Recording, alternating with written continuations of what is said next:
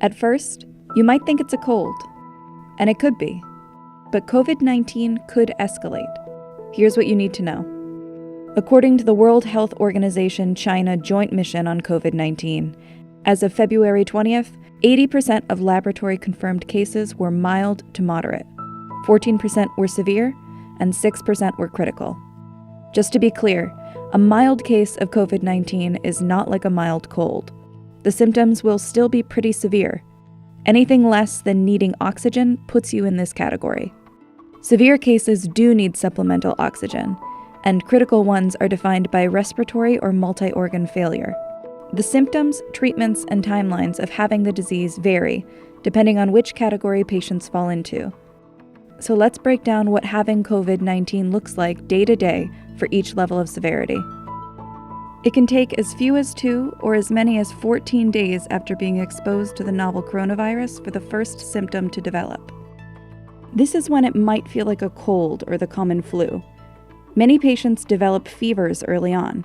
The World Health Organization China Joint Mission saw that about 88% of people who had COVID-19 had a fever. Another study out of China showed that while only 44% of patients had a fever on admission to a hospital, 89% eventually developed one. But there have been some cases that led with gastrointestinal symptoms. Diarrhea, nausea, vomiting, and/or abdominal discomfort may appear a couple of days before respiratory symptoms.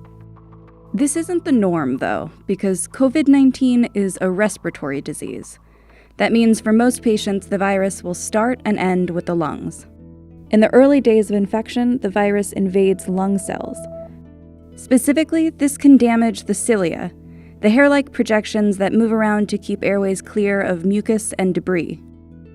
When cells get infected, they die and shed off, adding to the debris and hindering your body's ability to keep stuff out of the lungs and trachea. The inflammation causes damage, and damage causes more inflammation, and this cycle could continue until there's no healthy tissue left. And inflammation might explain why a dry cough is one of the most common symptoms. Same goes for shortness of breath and phlegm production.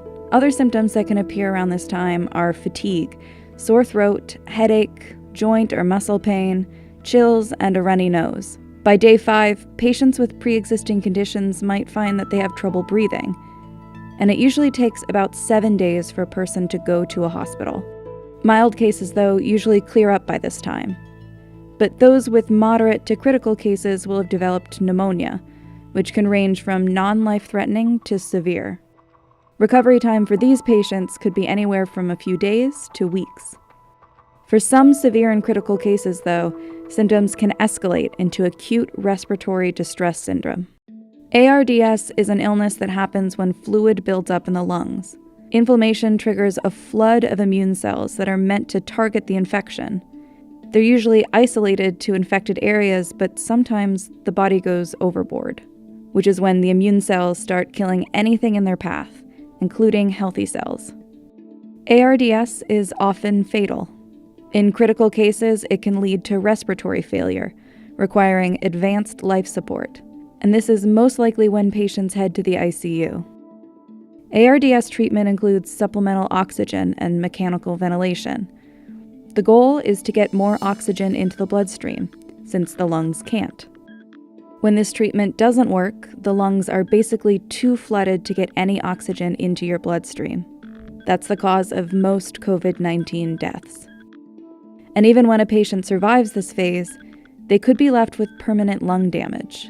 SARS punched holes in some infected people's lungs, giving them a honeycomb effect. And these lesions have been seen in people affected by the novel coronavirus too.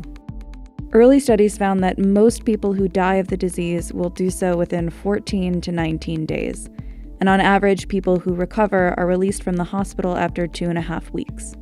But with the most critical cases, recovery could take months. Once a patient is in the recovery period, it's possible that they could still be contagious. These people should work with their doctors and public health officials to determine when they're no longer a risk. As of now, there is no vaccine for the virus, so the best way to avoid getting sick is to avoid being exposed. COVID-19 spreads easily from person to person through coughing and sneezing, So wash your hands often and avoid close contact with people who are sick. And clean and disinfect surfaces that you use daily. COVID-19 should be taken seriously, but most cases are survivable. So stay home, stay clean, and don't panic.